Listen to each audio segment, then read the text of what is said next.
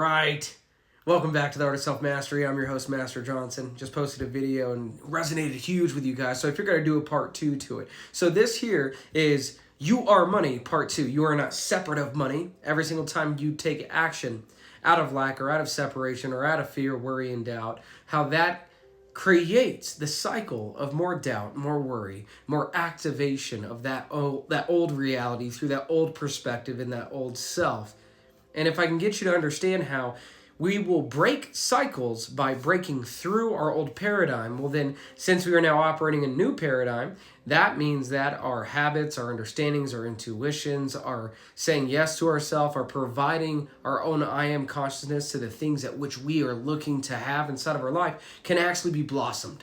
So I want you to think about this. There's this stuff called law of attraction. And while I've seen some people be right on the money, I see a majority of the people speaking to the law of attraction, and they're completely butchering it, okay? So put it like this. There's a notion that says, law of attraction says I'm attracting things to me. I'm attracting money to me. I'm attracting the contracts. I'm attracting the sexy individual. I'm attracting the Master Johnson. All of this great kind of stuff.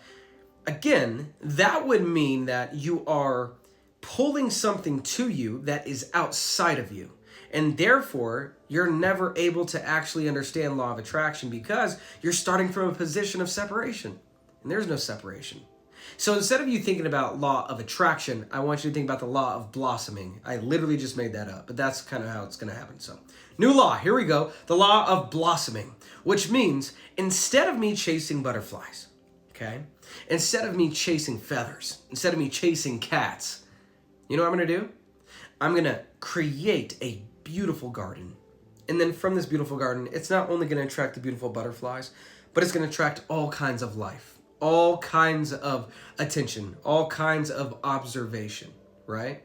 I don't know if you've ever been to, here in the States, we have this, we have this thing called botanic gardens. And around different states inside of the United States, there's botanic gardens, which is you're going to see gardens. And inside of these gardens, again, it attracts more life. It attracts more opportunity for growth, if you will. So that's how I want you to be. See, when you chase a feather, what does it do? It dances around, right? But then if you finally relax, that feather's going to go ahead and allow itself to fall all the way back down. Next thing you know, it's going to land in your lap. That cat that you may be chasing. I don't know why you'd be chasing cats, but just stick with me. If you're chasing cats, have you ever noticed that those cats are so agile? Next thing you know, you're standing at a park bench,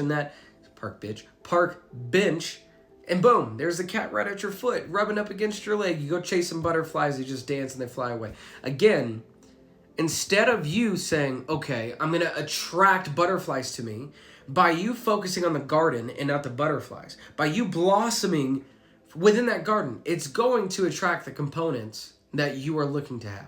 So if you like to have more success in your life, I would focus more on yourself than you are what you're trying to do, what you're trying to create, what you're trying to have. Wow. I would much rather be the individual that has that internal understanding and that energetic connection to expression from abundance rather than trying to obtain abundance that is outside of themselves because they have the perspective that says in order for me to have, I must go receive or I must go get. So here's the new one. Here's what I do. Here's what I teach inside of the community. Here's what I teach for the one-on-one clients. All of those great things. It's this simple. Because I am, everything is. Please put that inside of the comments. Because I am, everything is. So there's two variations that you can choose from simply from what I just said. Because I am, everything is. I am being the state of mind, the consciousness that you have and hold inside of you. The Christ consciousness, the I am consciousness that then allows God to pull life through you through your perspective. Because I am God, everything is. Now, the second variation of this is because I am. What are you?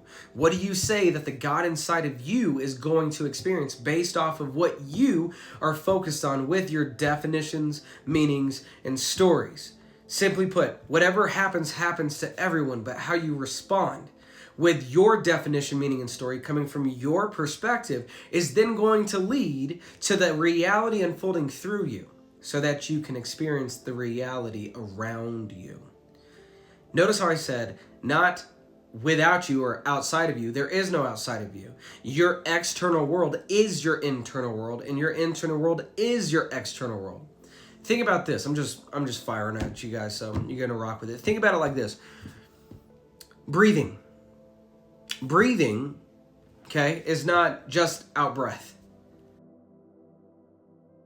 When the missus calls, we answer. We only do one thing, or we only do things once here. So, as I was saying, I will be honest, I forgot what I was saying, but I'm just going to pick up where I feel like I left off.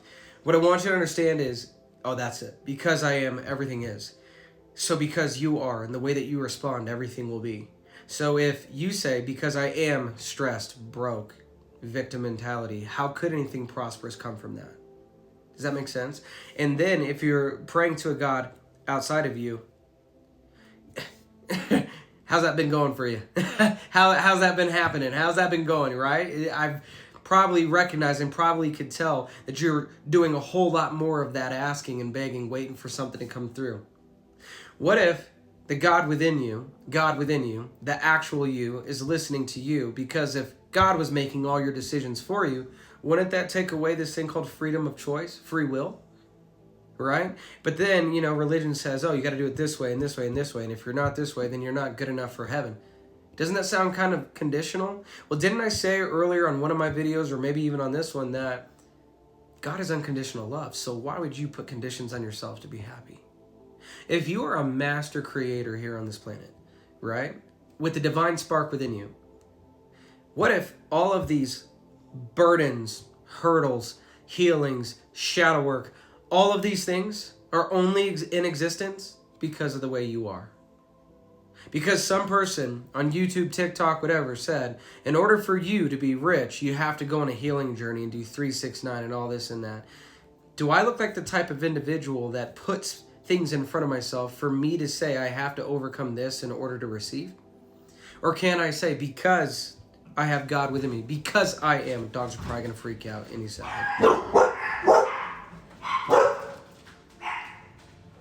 Because I am, everything is. Because I am not going to react to the world around me, because I know it was all created by me from previous thoughts, feelings, and emotions. I'm back.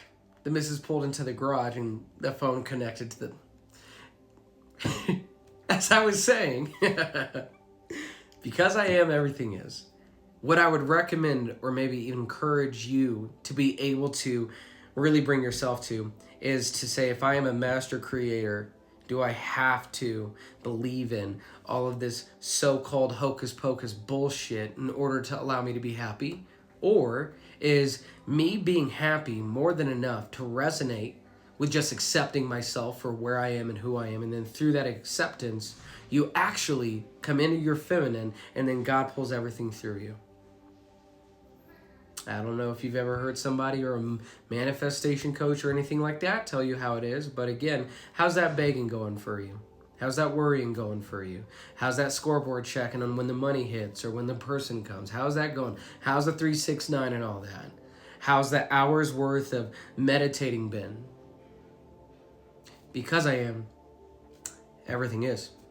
Because you are, everything is. Where is your perspective? Where is your focus? Where is your attention? Where is your language about yourself? Are you putting hurdles in front of yourself, or are you projecting nothing but blessings into your life and then speaking on them with conviction, with acceptance, with gratitude? And just real quick, in the last minute of this video, what if there's a second part to gratitude? Yeah, being grateful for all that is, but can you be grateful in advance? What if when God says pray as if it is yours already, what he's really saying, what Jesus is really saying is, it is yours already, be grateful.